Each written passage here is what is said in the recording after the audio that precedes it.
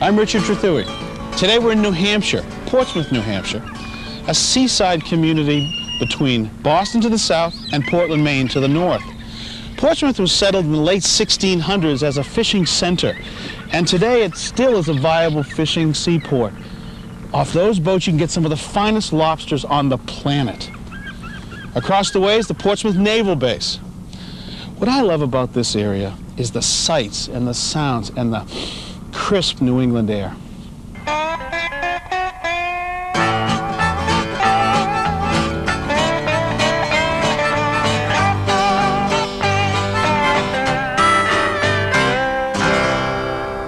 When you come to Portsmouth, be sure to come here, Strawberry Bank.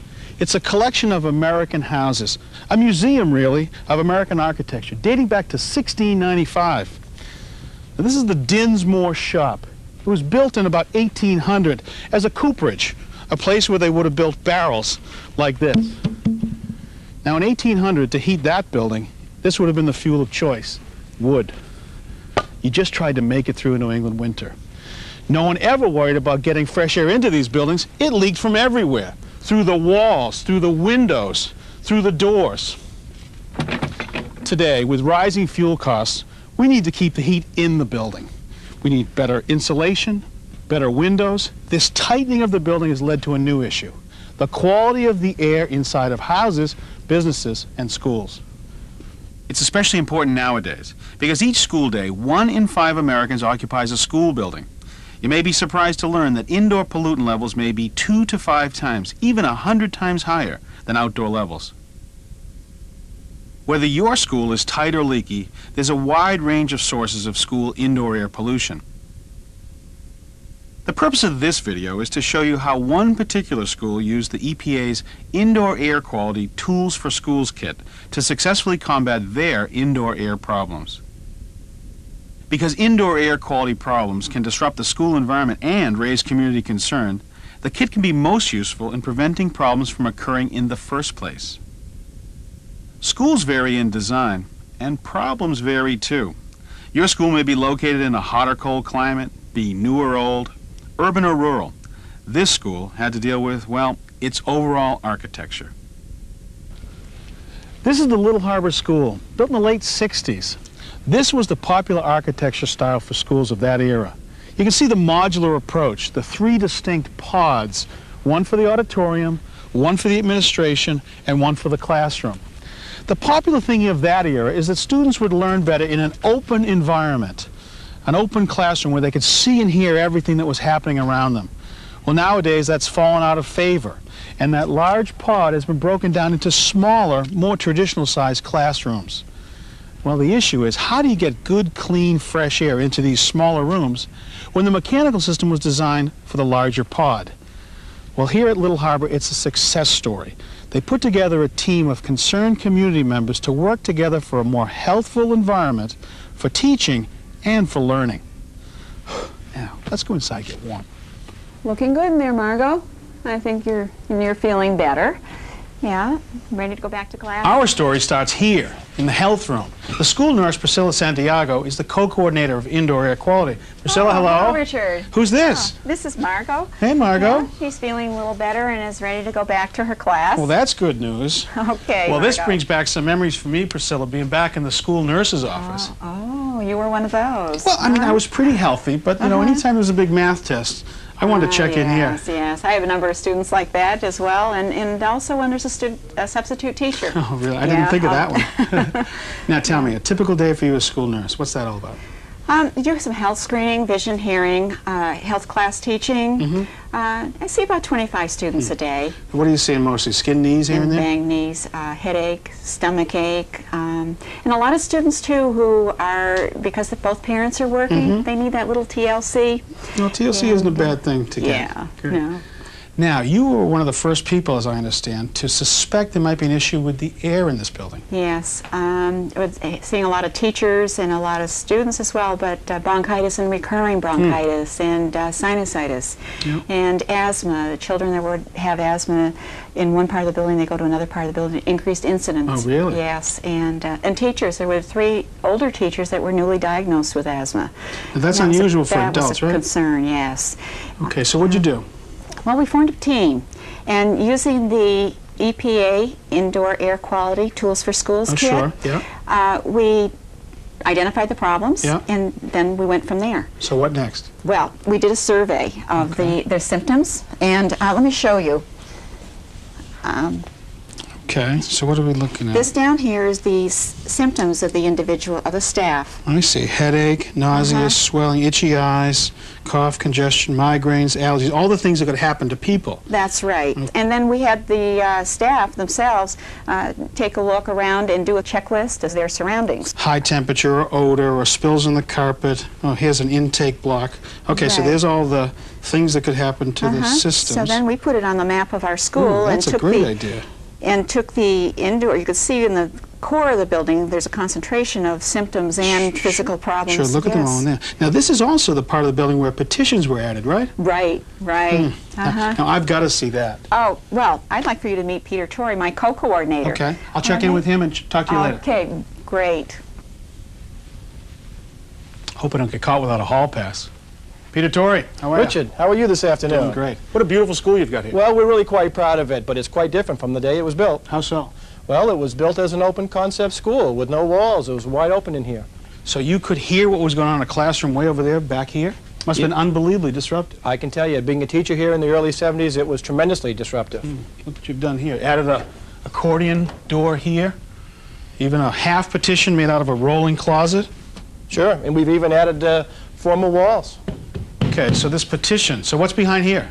This used to be a computer lab. It's now an office, but Okay. we've taken the lab out. Okay. How come? Well, we found that in here was an awful learning environment. There was no ventilation. The heat from the machines just made it unbearable for the students in here. So what'd you do? We have a saying here that we use the low-hanging apples and take the low-hanging apples first. The low-hanging apples. What do you mean by that? The easy and simple solutions. Okay. For example, the computer lab, we moved it across the hall. Oh, sure. Look at this. It's beautiful. Much more open, plenty of light. This is terrific. We're really quite proud of it, and I think the students are really enjoy being in here. Great. However, what we also found is that by putting up the walls and so on as we have, that the building gets quite stuffy. So what do you do then? Well, fortunately here you can go over and open a window. Peter, I mean, no matter what kind of school you're in, I hear about this all the time. Every time you do this, what are you doing, though? You're bringing in pollinated air or humid air, or you're letting the heat out. Don't you think there should be a mechanical solution? Well, that's what we neophytes have had to learn, And those apples are hanging a little higher up the tree, aren't they? and they're a little more expensive. This is the EPA building checklist. It's taken us all over the building. It brings us to a place like this. Right outside here we have our playground. Oh, sure. Now, it's covered with sand, of course, to protect the kids from the high-level falls. Yeah, and it would be nice to keep that sand out there, wouldn't it? It's really a problem for us, because it does find a way in. Now, I see you've put a sign up here. Are the kids paying attention to that? Some do, some don't, of course. Now, I notice here you've got a barrier mat. Now, that's a good idea to at least try to keep some of the sand here. Once again, we're using the checklist. The barrier mats are part of that checklist. Great. Here, tile's a perfect choice, because at least you can keep that clean. But here, vintage carpet. This carpet was installed when the building was built in the late 1960s. It's Wow. original. You know, carpet is such a great choice for acoustics and for aesthetics, but how do you keep it clean? Maintenance is a problem on carpets. We can really only steam clean them in the summertime. So what are you going to do? Well, the team has recommended that we install tile in the high-traffic areas, such as this. Well, you keep working your checklists. Now, sooner or later, I always seem to end up in the mechanical room. Can I visit yours? Al Savageau, our head custodian's upstairs waiting for you. I'll check it later.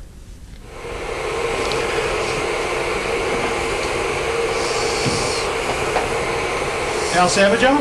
Hi, Ray. How are you? So you're doing a little vacuuming. Is this a new rig you got? Yeah, this is our new HEPA filter vac. Now, HEPA filter, I've heard of that. What's the big deal about that? Well, the air that it draws in, it admits cleaner air out due So- to the filter. So you're filtering the exhaust, so you're not getting dirt particles up in the air. Right. Well, that's a good rig. Now, I didn't come up here, though, to learn about vacuuming. I wanted to see the mechanical room. Oh, the penthouse. Yeah. Right this way, I'll show you. The penthouse. Well, I see why you call it the penthouse. Look at this place. I mean, so often we find these air handlers mounted up on a flat roof, exposed to sun, wind, rain, even snow. Yeah, we like it here. Yeah. Now, what did you find as you started to snoop around up here?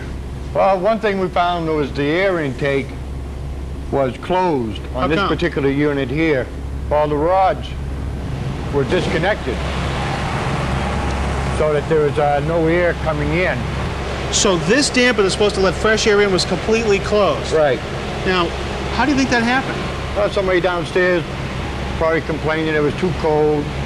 So to get rid of the complaint, they meant no more fresh air comes into the building. Right, and they just disconnected the bars. Now, anything else you found out when you were up here? Well, we had a heating contractor come in and look at the unit, and we determined that we could increase the size of the pulley without increasing the size of the motor. Okay, what'd that do for you? It just about doubled the airflow Really? in the unit. So what's the cost of a replacement pulley? About $75. So for about 75 bucks, you doubled the volume. Right. You know, it proves the old adage that the most expensive solutions are not always the best. Right. Well, I got to tell you, you did a great job here. Nice find. Thank you. Well, I have had a great day. I've learned a lot. I really want to thank you for giving me the time. It's been a pleasure having you here. You know, it comes down to common sense, doesn't it? The fact is, it's the strength of the team. If you had been the one to complain about indoor air quality, they'd say, oh, that's just Al or Priscilla. They'd say, oh, you're worried about because you're the nurse. Peter, they'd probably say you were worried about the budget. It's really the strength of the team that's exciting to me. It takes a lot of people to be on the team. Great. Yeah. That's right, Richard. You know, if we stay together, we stay focused, we sit around the table, we work on the problems together, what we end up doing is solving the problem for kids and removing all those turf battles. Guys, congratulations. Keep up the good work. Thank you. Thank you. The folks at Little Harbor use the Environmental Protection Agency's Indoor Air Quality Tools for Schools kit to get their effort off the ground. And no matter what your school's issues may be, you can too. This kit is an easy-to-use, common-sense tool to identify and solve many of the problems associated with indoor air quality. Even way downstairs. Included with the kit are the IAQ checklist, a problem-solving wheel, the coordinator's guide, a ventilation basics video, and handouts for team members. Now that was exciting. To see people working together, often setting aside their differences for the common good.